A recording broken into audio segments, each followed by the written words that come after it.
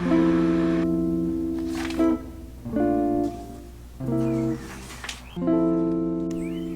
have quite a few books on my physical TBR. These are books that either people have lent me or maybe I've lent out to somebody else before I had a chance to read it myself. There's also one that I picked up at the airport and then didn't get a chance to read on my holiday. So I've just accumulated a few books on my physical TBR, and these are the ones that I want to start reading and kind of get through because I'm really looking forward to reading these books. I just haven't had a chance to read them yet. So before I start reading, I thought I would run through a couple of the books on my physical TBR that I can't wait to read. First, of course, are a couple of Claire Douglas books. I'm slowly but surely making my way through all of Claire Douglas's thriller books. I absolutely love her writing. She's one of my favourite authors, and so I'm so glad that there's quite a few books out there by her to read because the ones that I've read so far have been amazing. So the first one is one that I lent out to my dad and he really enjoyed reading. It is The Girls Who Disappeared by Claire Douglas. So essentially it begins 20 years in the past when Olivia is driving 3 of her friends home and the car swerves and crashes, and when Olivia regains consciousness, none of her friends are there. They've all disappeared. And then in present day, a journalist called Jenna Halliday tries to persuade Olivia to talk about what happened and to try and solve the mystery of where the girls are. I already know that this is going to be so twisty-turny. My dad is a real fan of mysteries and thriller books, so whenever he says a book is good, I always trust his recommendation, and he really enjoyed this one. The next Claire Douglas read is Then She Vanishes. So this follows 2 best friends, Heather and Jess. It says Heather and Jess were best friends until the night Heather's sister vanished. Jess has never forgiven herself for the lie she told that night, nor has Heather. But now Heather is accused of an awful crime and Jess is forced to return to the sleepy seaside town where they grew up to ask the question she avoided for so long. What really happened the night Flora disappeared? I thought it was easier to read the blurb rather than try and explain that one. But again, that sounds brilliant and it sounds like it's going to be a twisty-turny read. I'm interested in the whole dynamics between the characters of that one because I think there'll be some really interesting elements there. Switching it up a bit, the next one is The Road Trip by Beth O'Leary. I read The Flat Share by Beth O'Leary a while ago now and I absolutely loved it. And for some reason, I really don't know why, because I really enjoyed The Flat Share, like I said. I add this to my TBR most months and then just don't get around to reading it, so I would really like to read this one.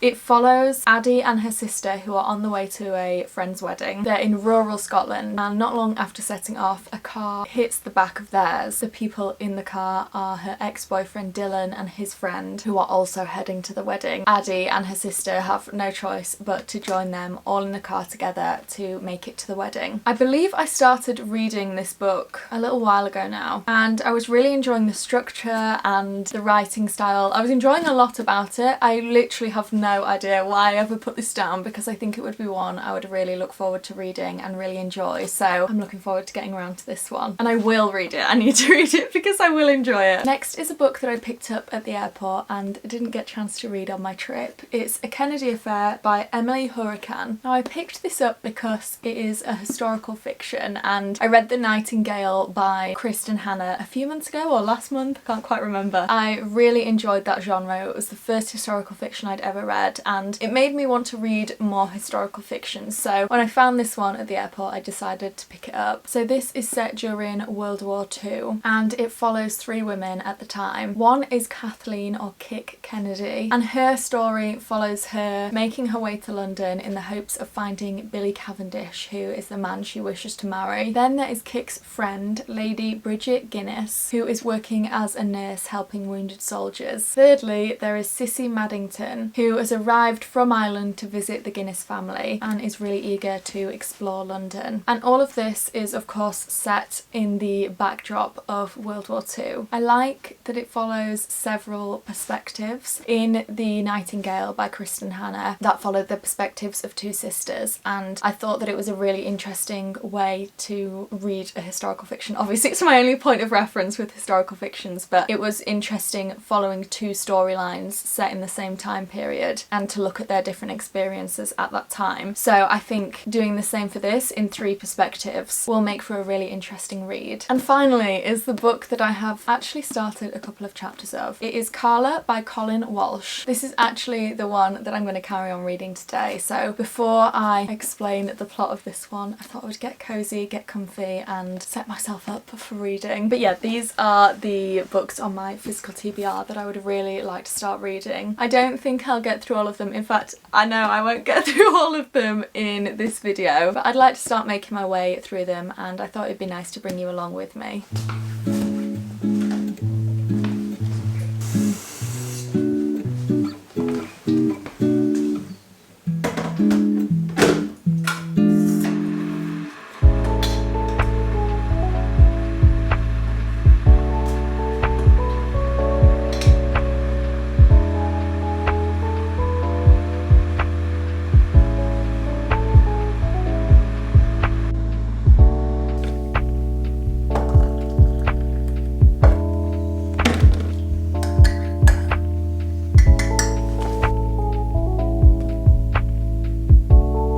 So this book, Carla by Colin Walsh, it was recommended to me by my cousin who is also a big reading fan. It's a thriller and it follows 3 friends in the town of Kinlow in Ireland. The 3 friends are Helen, Jo and Mush and they are brought back together years after they have all last seen each other. But in the summer of 2003 they were part of an inseparable group of friends and at the centre of that group was Carla, and soon after the height of summer Carla disappeared, leaving no trace. So from the few chapters I've read so far, this book kind of flicks between the 3 characters' perspectives and it flicks between them in modern day coming back to Kinlow or reuniting with one another, and then it also flicks to them kind of reminiscing or remembering what happened all those years ago. So it's a really fun structure so far in terms of making it a really gripping read, and I always like, I say this every time I read a thriller like this, but I always like in a thriller when we flick between different perspectives. I think it just adds kind of a more mysterious element to the whole thing. So I'm really intrigued by the characters themselves so far. I'm intrigued by, we've kind of not got to the point where they have all come back together or had a conversation or anything like that. So I'm intrigued to know what their dynamic's going to be with one another, because I think that'll probably be a clue to what happened in 2003. But I'm also interested in their individual stories. One thing that I would really recommend with this book so far is immersive reading or listening to the audiobook. The writing style is very much written as somebody would talk, so I think that makes listening to the audiobook really good, and reading the audiobook just adds a lot. So I would really recommend the audiobook if you're going to read this one. Also, we've had a lot of sunny weather recently, so I was thinking I could read in the garden today, but today the weather has turned. It keeps trying to rain, it's very windy, it's very dark, which is all fine. I don't mind days like that, especially when all I have to do this morning is read. It is cozy reading weather, but no reading in the garden today. I'm going to set myself up in my reading nook and hopefully get a few chapters through my book. I think because I've been listening to the audiobook I'm a little bit lost of where I am, but I think I've just found where I am. Okay, yeah, I'm on page 45. I'm just on Helen's perspective and then in a couple of pages I'll be back to Jo's perspective.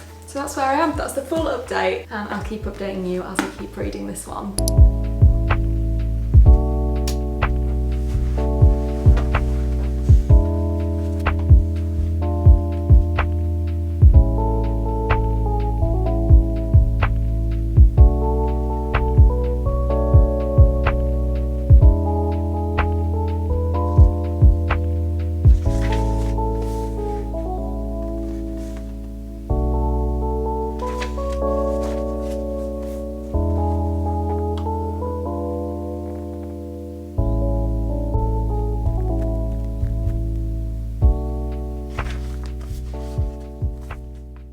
So I'm now on page 88 and we've had quite a big moment happen in current day that kind of gives a little bit more intrigue. I feel like I've said that word so much in this video. I don't know if I maybe just think I have, but I feel like I've said I'm really interested in this and I'm really intrigued by this. But these kind of books are just intriguing. Thrillers just keep me hooked. We have got to a point where something has happened in modern day that I feel like will be the starting point of unfolding what happened in the summer of 2003. 2003, and it's clear that Carla was very popular. We're kind of learning more about her personality and getting the sense that she was very much the centre of this group. So I'm not sure, but it feels like one of those situations that the group has since this summer very much not been in touch, and she was maybe the glue that was holding this group together. Also probably the difficulty, of course, of their friend disappearing and not knowing what happened. I feel like that has caused a distance between them. Yeah, so far so good. I'm liking everything so far about this book. Very good recommendation from my cousin. I'm actually heading out this afternoon, so I think what I'm going to do is listen to a little bit more of this book in the car. Then my plan when I get home this evening is to have a really cozy evening. It very much is the weather for it. I already feel really cozy, so I think this evening I'm going to get extra cozy and hopefully make my way through a good amount of this book.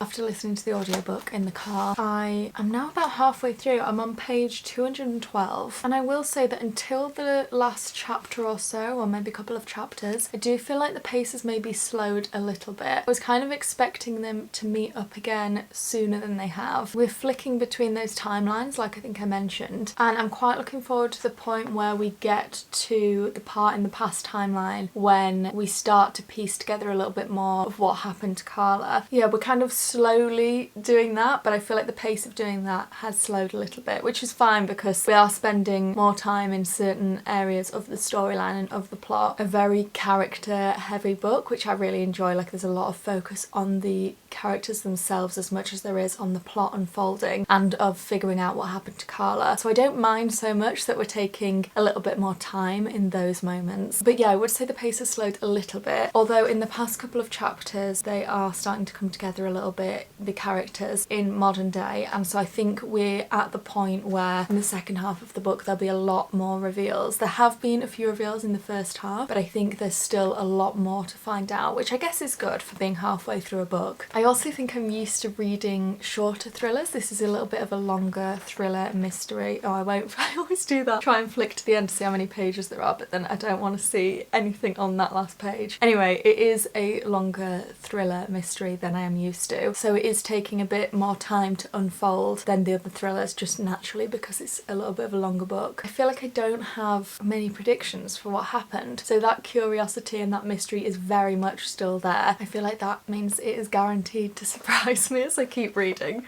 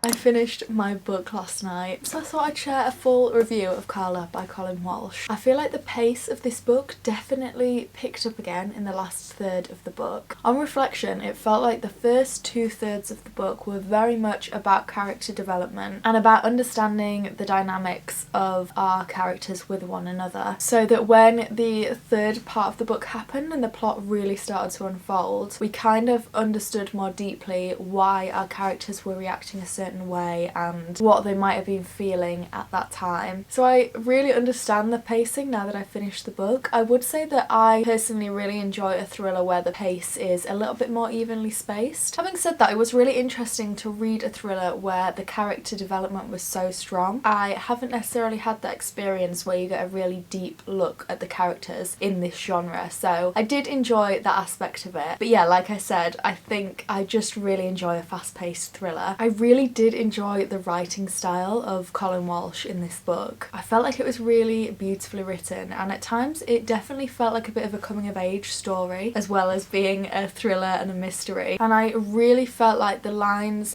generally, but the lines related to that theme in the book in particular were so well written. And I didn't actually annotate this book, but if I had been, there were a lot of lines that I would have underlined and annotated because they were really well written. I have to say, I did find the ending of the book a little bit confusing. I obviously won't spoil anything by saying too much, but after reading the last part of the book, I do feel like it left me with a couple of questions. I went to Google and was looking on Goodreads to see if other people had the same experience and how people interpreted the kind of ending of the book, really. Having said that, I do feel like maybe the point of the book was to kind of leave you with a few questions, keep you guessing, keep you kind of thinking about the book, because it has definitely kept the book on my mind since finishing reading it. If you are interested in reading this book, I would definitely recommend the audiobook. As I mentioned already, because of how this is written very much in the character's tone of voice, I really enjoyed the experience of listening to the audiobook, so I would definitely recommend that. So thinking about my rating of this book, I've decided to give it 3.5 stars. I feel like I really did enjoy the depth that we got in terms of the characters and their dynamics, but like I said, I maybe would have preferred it to be a little bit faster paced throughout the book. Having said that though, I think it was really well written, and I believe this is Colin Walsh's debut novel, and so I'd be keen to read more books from him because I really did enjoy the writing style. So now it's time for me to pick my next read. I'm going to have a look at my physical TBR and see what book I fancy reading. I'm also a little bit full of cold today, which is not great, but it's fine. All I have to do today is read and chill, so it's fine that I have a cold, but if I sound like I have a cold, that is why. But yeah, let's pick my next read.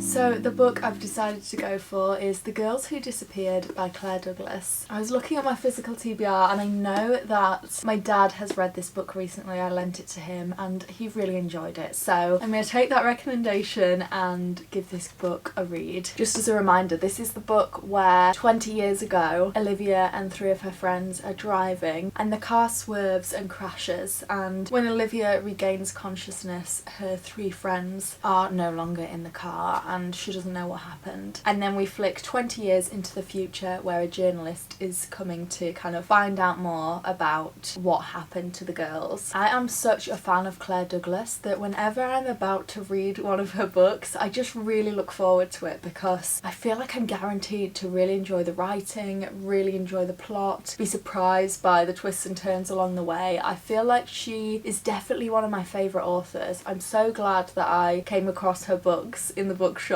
and decided to pick a couple of them up because now I feel like there's so many good books for me to read from her.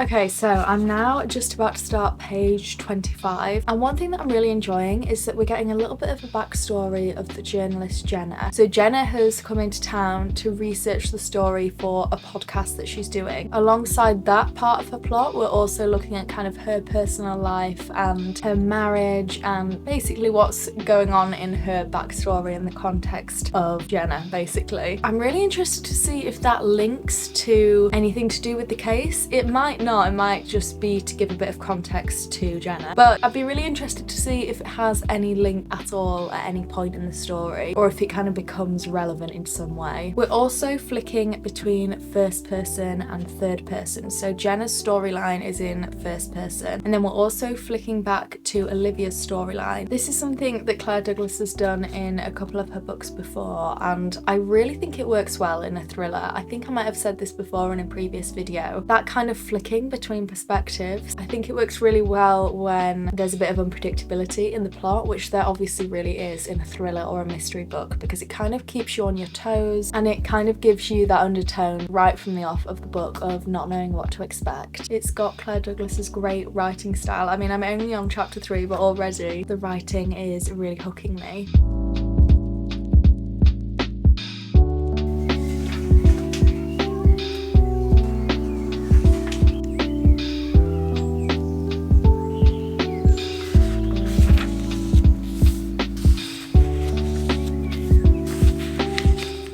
A little update on my book. I'm just about to start chapter 13, page 97. One thing I'm really loving about this book is the way that we are learning information about the girls who went missing. So because we're looking at it in one sense through Jenna, the journalist, we are seeing her go and interview different people in the town, and so the pieces of information we're picking up along the way are very much through those interviews for her podcast, and it's kind of a different way to reveal information than I've read before in a thriller, so I'm liking that aspect of it. And also it's quite interesting because you don't know everybody's intentions throughout the book, so there's this slight undertone of, is that person telling the truth, is that person implicated, so they're kind of trying to lie and throw in red herrings. So it's just a really fun way of things to be revealed throughout the book. Also, we have a new perspective added into the book, so we're looking at a group of friends in, I believe it's in 1980, and they're in Thailand. They're on holiday and they're staying with a character called Derek, who is a friend of one of the people on the trip, but none of the other people on the trip know this person. And it feels like there's an air of suspicion around what is going on this holiday. I'm interested to see how this all connects, and because there are those 3 timelines, I feel like there's going to be a point in the book where all of those 3 timelines merge, and I'm really looking forward to that because I feel like it'll all come together in a way I don't expect. Just like any other Claire Douglas book I've read. I'm really enjoying reading today. It's so nice when I get days like this where I can just spend my time reading, especially when I have a good book to read. It's just a great combination. I'm really enjoying today.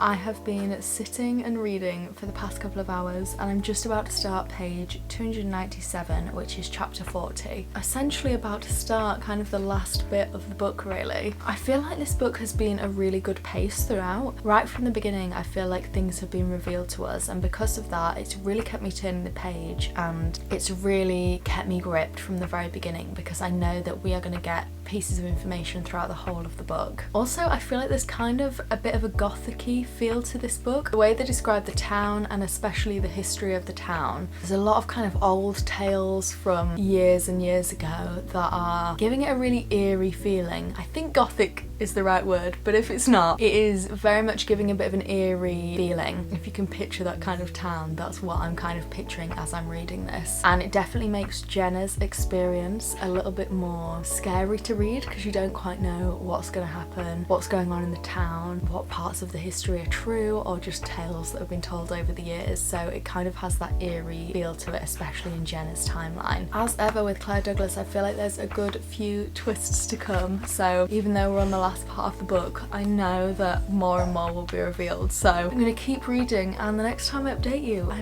may have finished the book. So I'll keep you updated.